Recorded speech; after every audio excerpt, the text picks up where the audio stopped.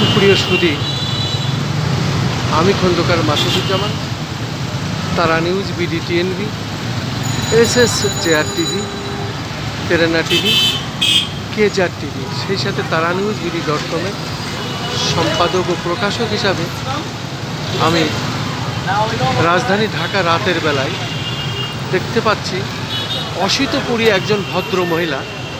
উনি রাত্রে বসে কোরআন পড়ছেন এবং এখানে অপেক্ষায় আছেন। রাস্তা দিয়ে আমরা দেখতে পাচ্ছি হাজার হাজার মানুষ যাচ্ছেন এবং এইভাবেই এই রাত্রে পবিত্র মাহে রমজানের মধ্যে এবং কালকের দিন বাদে পরশু ঈদ, আমি দেখতে পাচ্ছি এইভাবে উনি কোরআন তেলাওয়াত করছেন এবং এটাই সে অশীতপুরী একজন ভদ্র মহিলা।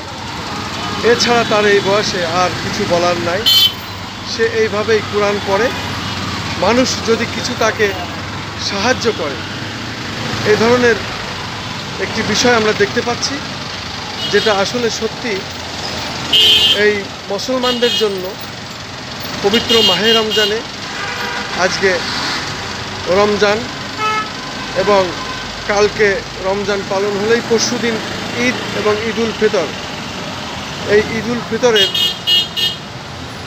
পরশুদিন তার আগেই সে এই রাতের বেলায় আমরা দেখতে পাচ্ছি রাজধানী ঢাকা ফুটপাতে একটি ওভারব্রিজের নিচেই এই ভদ্র মহিলা মুখ ঢেকে অশীতপরী এই বৃদ্ধ মহিলা সে কোরআন তেলাওয়াত করছেন এবং তার মনে সে কোরআন তেলাওয়াত করে যাচ্ছেন।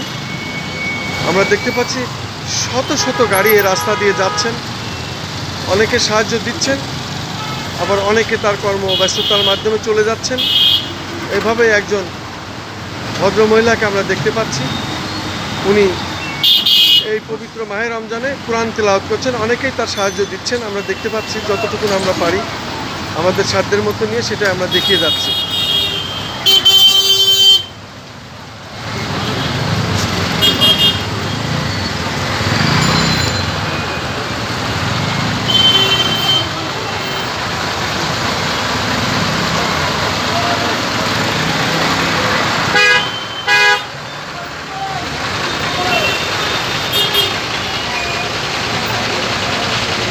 আমি খন্দকার মাসুদুজ্জামান, তারা নিউজ, BDTNB, SSJR টিভি, তেরেনা টিভি, KJR টিভি, সেই সাথে তারা নিউজ BD.com-এর সম্পাদক ও প্রকাশক হিসাবে সাধারণত রাতের বেলায় আমরা কিছু ভিন্ন ধরনের কাজ করি।